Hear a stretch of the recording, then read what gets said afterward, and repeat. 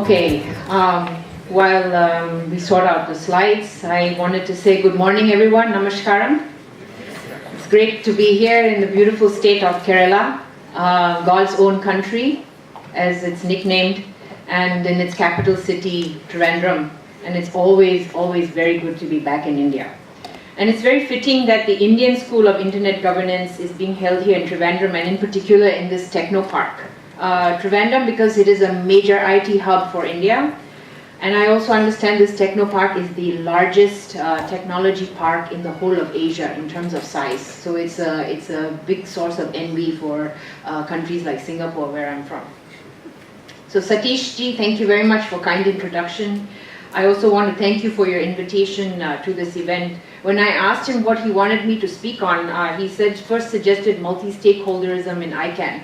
And I thought, well, okay, we've discussed that many times in last year's inSIG, and I thought, how about doing something different this time? And I thought, perhaps maybe we could talk about cybersecurity and how it relates to ICANN in a very narrow way. But it's still, there is some relationship with ICANN's work. And then I wanted to throw in a few of my own thoughts on multi-stakeholderism and how perhaps it could be used for something beyond internet governance as we know it today. And I would be very happy to hear your thoughts after I've shared my thoughts with you. So first I'd like to start off with why I chose the topic of cybersecurity. What ICANN is, which I'm sure most of you are familiar with, but in case some of you are not, I'll just have a very brief introduction, and how its work relates to cybersecurity and what are one of the possible solutions to the threats we're facing. Okay, let me see if I can work this. Is it this way? Yes. So this is what I wanted to cover today. October, this month, is actually National Cybersecurity Awareness Month in the United States. So I think it's apt that we talk about it this month. So I wanted to cover cyber risks, and cyber risks really, they're very diverse, and they're spread across multiple aspects of the cyberspace, including the domain name system, DNS, which is the area that ICANN's work focuses on. So I'm not going to cover all types of threats. There are so many, and ICANN's work does not touch upon all these types of threats, but I just wanted to give an overview and then focus on the DNS. In fact, there have been several attacks carried out recently which have been based on DNS exploits. And then the next thing I wanted to talk about is, oops, sorry, too fast. Is there a pointer on this one? Yes. Center. Where is that? The green button here? Middle. This one, okay. Great, thank you. And then I wanted to talk about one of the possible solutions, DNSSEC, which is really something that allows traffic between various elements of DNS infrastructure to be trustworthy. And then touch a bit about Internet of Things, which is a very hot topic, and how DNSSEC could possibly help. Then I'll quickly cover the key signing key rollover. I'll briefly cover what this root zone key signing key rollover is, the reasons for doing the rollover. We run the root zone of the DNS, and as such we provide the master key of the security on the validation chain of the signed information. And then finally, as I promised, a few thoughts on the continually evolving internet and possible extension of the multi-stakeholder model for resolving many other internet issues, not just taking care of the domain name system as we do in ICANN. So MSM, or multi-stakeholder model, could be very much suited to dealing with complex, multifaceted, transnational problems, cybersecurity, cybercrime, cyber sovereignty, blockchain, Internet of Things, the use of artificial intelligence in cybersecurity, etc. In fact, I'm working on a project where we're going to look at the use of multi-stakeholderism in figuring out what is the best way to address the challenges and the conflicts and the differing opinions people have about childhood vaccinations. It's completely separate from internet, but it is a very old. Multi-stakeholderism is a very old way of doing things, and but the way ICANN has done it and the way the internet community has been using it has inspired many new uses for it. So let me come back to the topic of the day, cybersecurity. I wanted to spend a couple minutes on the cyber threat landscape, and I'm sure very many of you are familiar with this, but I thought I'd share some interesting statistics. This is a slide that shows the threat landscape, which varies by region. So the most attacked country in the world, surprise, surprise, is the United States. But there are some other interesting statistics about how India fares in the cyber threat landscape. So India is the fourth largest country in the world in terms of a source, not the receiving end, but source of overall malicious activity. Isn't that naughty? Then India is fifth largest globally in terms of detection of ransomware, second largest for spams and bots, fifth largest in terms of data breaches. I mean, it's normal because of India's population. We are the second largest country in the world. However, I do find these statistics a little bit on the high side. So what are the impact of these threats? If you look at, there's so many slides and information out there, so many different reports out there which talks about impact of cybersecurity threats in the billions. I like these numbers because these numbers from CIO Insight, they talk about the impact on a per incident and a per company basis, because it brings home the numbers and makes it more real. I run several small companies, SMEs, and for me, these numbers can be very scary. So if you look at the denial of service attacks, they can cost small to medium-sized enterprises an average of $52,000 per incident. That's very scary to a small company. For large enterprises, that goes up a factor of 8-fold. And this is average. And denial of service, there are 4 areas, aspects where the costs can be run up when you have a denial of service attack. So it's not a joke. It's becoming more and more of a reality, and it's something that I believe needs a concerted community-based effort. Just like how we work together on the multi-stakeholderism for internet governance. So the risks today are very diverse, and they're spread across multiple aspects of cyberspace, as I mentioned, including the domain name system, which is the area that ICANN focuses on. So the internet is administered by a loose, decentralized distributed collection of organizations and people who set rules, standards, and policies, and who provide technical support so that the world can be connected on one global, and I mean the word global, secure, stable internet. Global is so important because if we don't solve the cybersecurity challenges, we will end up very easy. There's a very high chance we could end up with a fragmented internet. So that's why, from ICANN's perspective, we always talk about the words global, secure, and stable internet. So I'm sure all of you are familiar with how the internet works, but let me just spend a few minutes to elaborate on the role of ICANN in the context of the threats I just mentioned. So how do we reach each other on the internet? I'm sure you all know the answer. We type an address on the computer. We usually enter it as a name like www.google.com or icann.org, or a number, an IP address. And then that address has to be unique so that computers know where to find each other. We humans, we prefer to use names. Computers prefer to use numbers. So in order to make the internet more accessible to human beings, an addressing system for the internet was developed, and that was called the domain name system, or the DNS. So DNS is often referred to as the phone book of the internet because it matches domain names with the appropriate IP numbers. So we know what ICANN does. It administers the DNS, or to put it simply, it coordinates the internet addressing system of names, numbers on a global basis. At the core of ICANN's mission is the coordination of efforts aimed at ensuring the security and the stability of the internet system of unique identifiers. We work to prevent and mitigate threats to that system because by offering training, engaging and lending technical support and expertise where we can. So let's start with cyber risk. What are some of the bad things that can happen? And I explained here how the DNS works.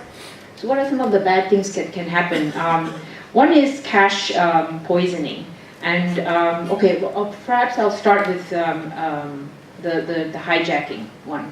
So unfortunately, the DNS protocol, it had a bug that allows bad guys to insert wrong answers in this chain of lookups or the cache. And then this allows man-in-the-middle attacks that can direct browser sessions to attacker-controlled machines and cause havoc, right? So think of it as this way: if you're on a highway and you're driving towards your bank, and a bad guy changes the street signs so that guides you and directs you to a building that looks like your bank, but it's not your bank. It's actually run by the bad guys. So that really is a good analogy for hijacking. Cache poisoning. DNS servers, they're used in any organization's network to improve resolution response performance by caching previously obtained query results, so that every time you want to go to a particular website, it doesn't have to take as long as it did the previous times. If you've been there before, it'll be faster. That's what caching is about. But now cache poisoning has become very, very common. To perform a cache poisoning attack, the attacker will exploit flaws in the DNS software. And then the server ends up caching the incorrect entries locally and then serve them to other users that make the same request. So cache poisoning can affect multiple users.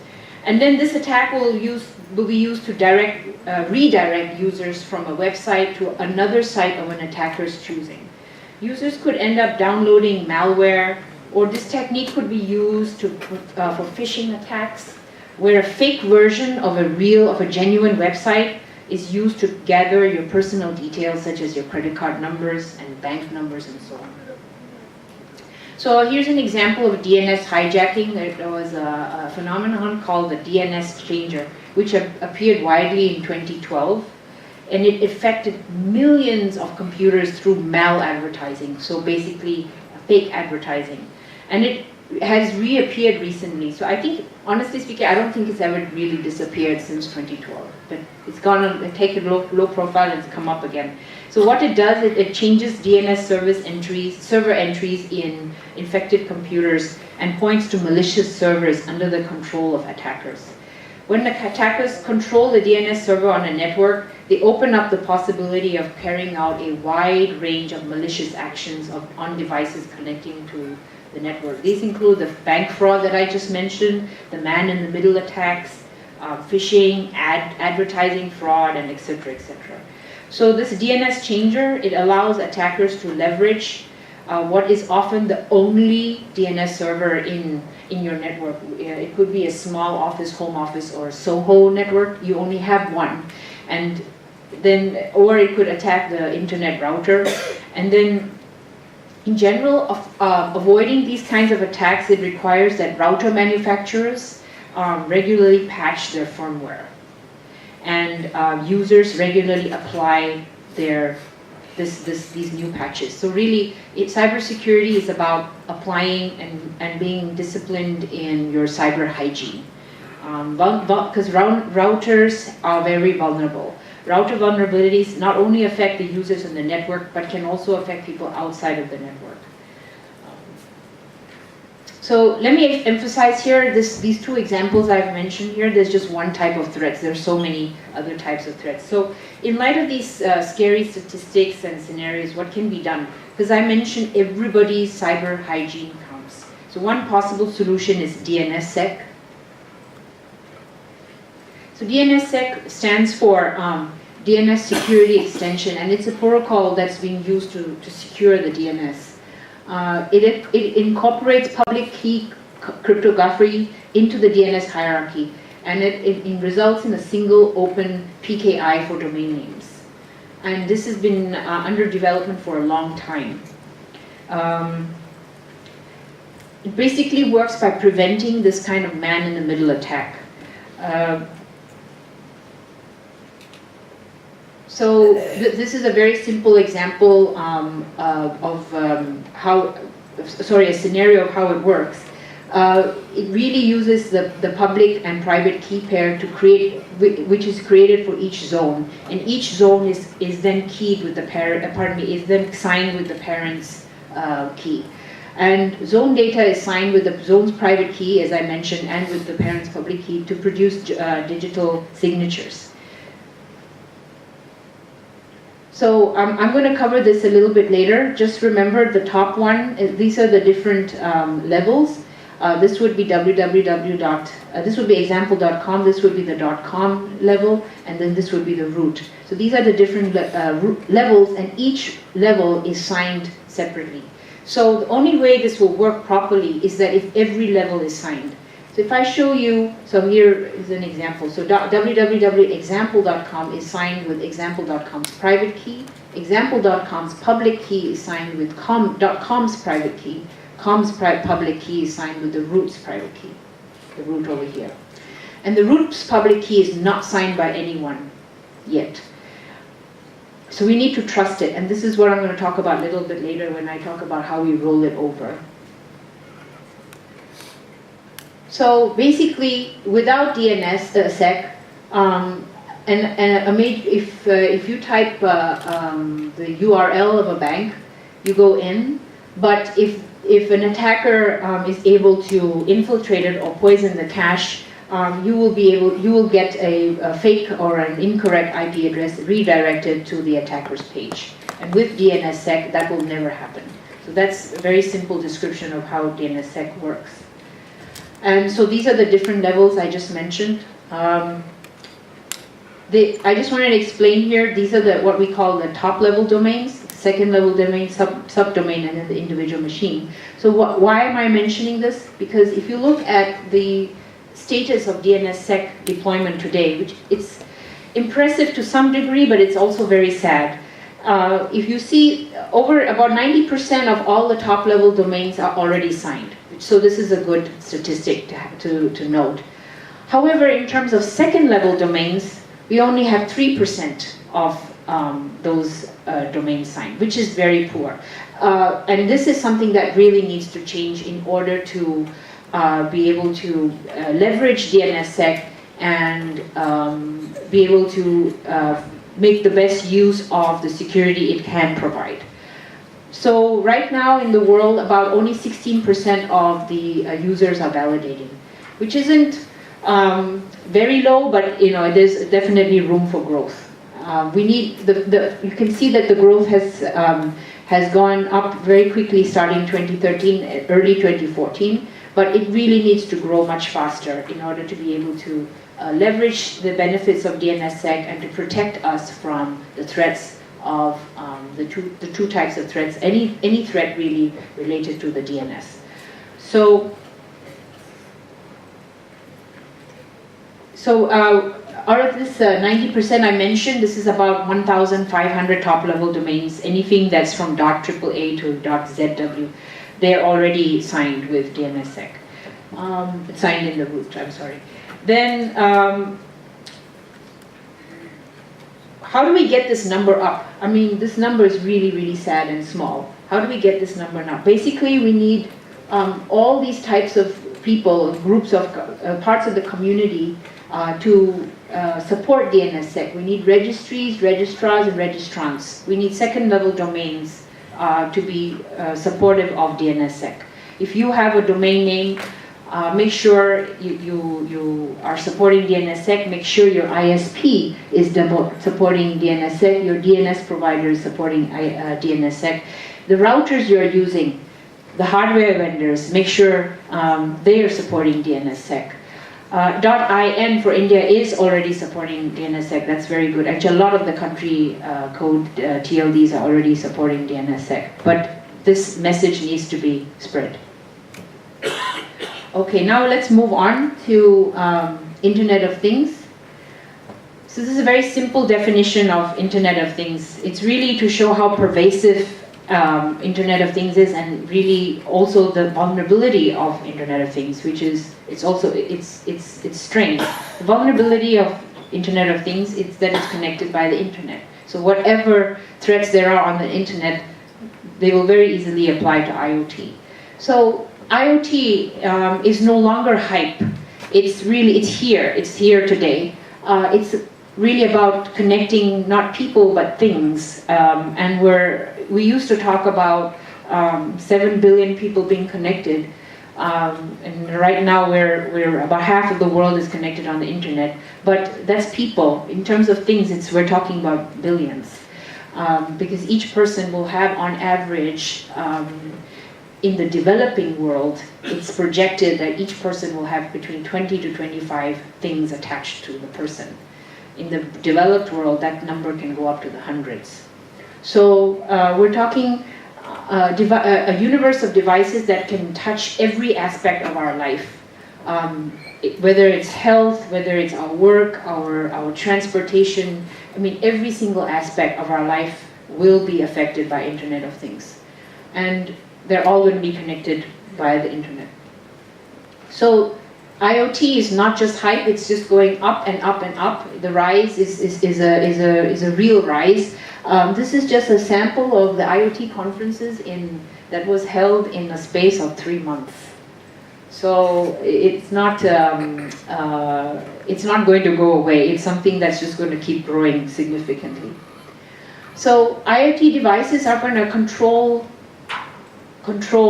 and I put the word in quotation mark, our activities. Of course, we let IoT devices control our lives, but they are going to control our lives in larger scale than ever before. I mean, it will touch upon our transport, the way we fly, how we deliver our products, where we live, where we work, and the environmental control systems. They're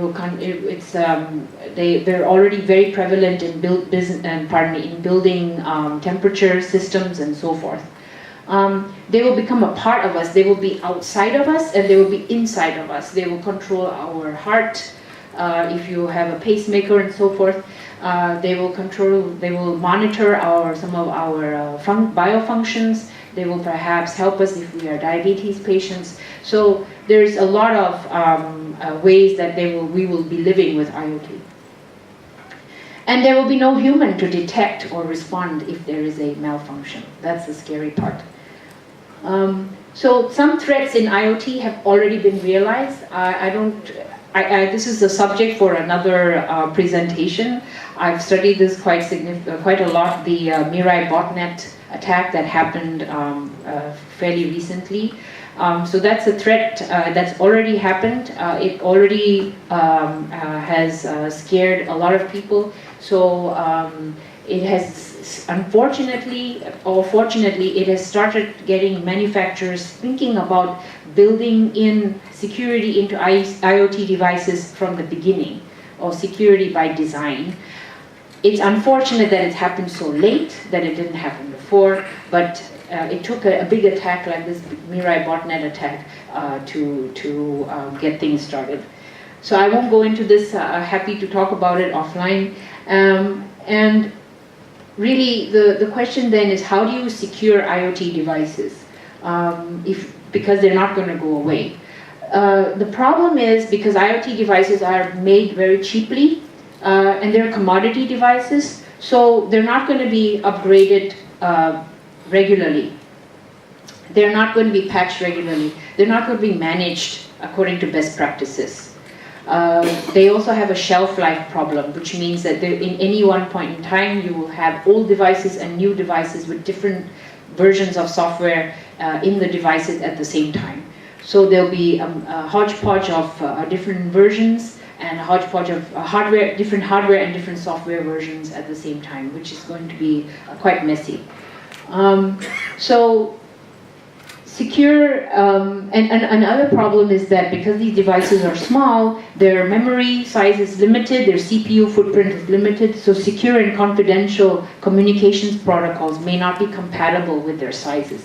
The cost of the device will be then affected if you want to build in security from the beginning. Development costs will be affected, the time to market will be affected, and so forth. So the idea or the point I want to make here is that we should be thinking about data protection on these devices, both in terms of preventing infiltration and malfunctioning and redirection to something bad, as well as protection of our private data. That's a whole new subject for a separate topic that will take hours to discuss. But privacy is also a very big hot topic where IoT is concerned. So so security is a big question mark where IoT is concerned. Many IoT applications, they have physical safety implications. As I mentioned, can control your biofunctions and so on. So the question is, can we use existing infrastructure to enable a secure, global, cross-organizational, transnational communication channel between devices?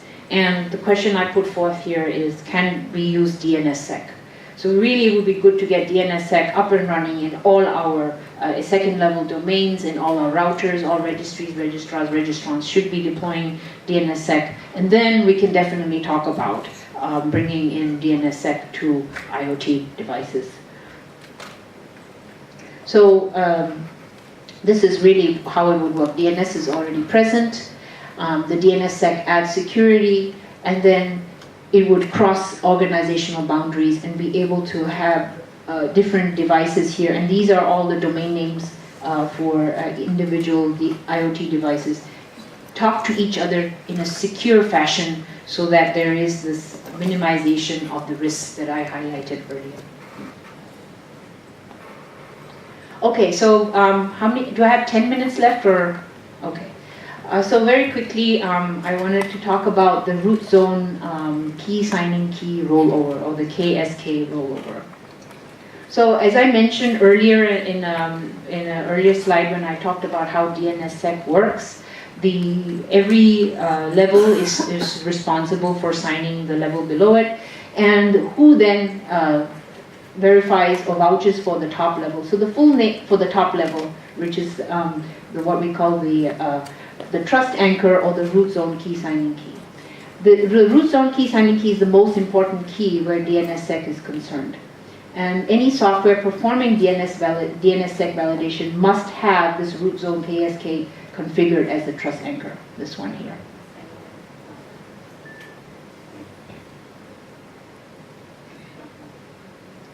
So to date, there has been one root zone key signing key, and that was created when we first signed the root in 2010, so about 7 years ago. Then we promised the community, we meaning ICANN, we promised that in 5 years we would roll the key. And it's taken us quite a bit of time to get that started. We got that started, and when I say we got that started, what I mean is we're rolling the key, or we're changing the key right at the top. So what this means, in order for this to work, is that recursive resolver, so anyone operating a resolver, and that could be your ISP, it could be your corporate resolver, it could be a public resolver like Google has a public resolver, all of them have to support DNSSEC. All of them who are supporting DNSSEC, the ones who are already supporting DNSSEC, they have to be updated with the new key. So we had originally planned to start the rollover earlier part of this month, a couple of weeks ago on the 11th of October. But we realized, our researchers realized that the root server traffic, we analyzed the traffic, and we realized that about 95% of the resolvers who are already supporting DNSSEC, they still had, they were okay, but 5% of those resolvers still had the old root key signing key configured. So because of that, If those 5% did not have the new key signing key updated, when the rollover happened, those 5% will represent a lot of users who would not be able to access the internet. So because of that, we made a decision, ICANN made a decision to postpone the rollover until the early part of next year, and we're going to spend a lot of this time now trying to work with the people who haven't, whose resolvers have not been updated with the new KSK to work on that and get that sorted out. So this is a separate issue from what I mentioned earlier. One is we would love for more parties involved, and I had that circle of 7 different groups of people and companies and organizations who should support DNSSEC. And the other part here, which is about the rollover, is those who do already support DNSSEC. We would want them to make sure that their resolvers have the new key KSK. So we're going to work with, we're going to do continued data collection and work with the technical community, and then use this time that we have decided to delay, because we have decided to delay the rollover, use that time to work with network operators, ISPs, to make sure that their systems are ready for the rollover. If they are not, and if we roll the key, then those people who are using that ISP, for example, will not be able to go to whichever URL they type in. And so this is a very carefully planned multi-year process. But the idea here is to share this information. A lot more information is available on the ICANN website. Please feel free to go there and have a look if you are working with an ISP, or if you are working on your company's resolver. And we also have a test. ICANN also offers a test bed to help you test your resolver. Okay, and then I want to briefly talk about the extension of the multi-stakeholder model to cybersecurity. In July, I had been invited to speak at the Securing Cyberspace conference in Delhi on the topic of the existing institutions, protocols, architecture of governance, are they adequate? And I'd like to repeat some of those remarks there from that event, because I think they're very relevant in this case. I would venture to say that in the light of the constantly evolving threats, I think we have no choice but to evolve our model of multi-stakeholderism. The internet is changing way too quickly. Innovations are happening at a lightning pace. The model constantly needs to grow, evolve, and keep up with innovation in general. There was a gentleman up there with a fantastic T-shirt, which I would love to have one of. Yeah, Roti, Makan, or something else. Internet.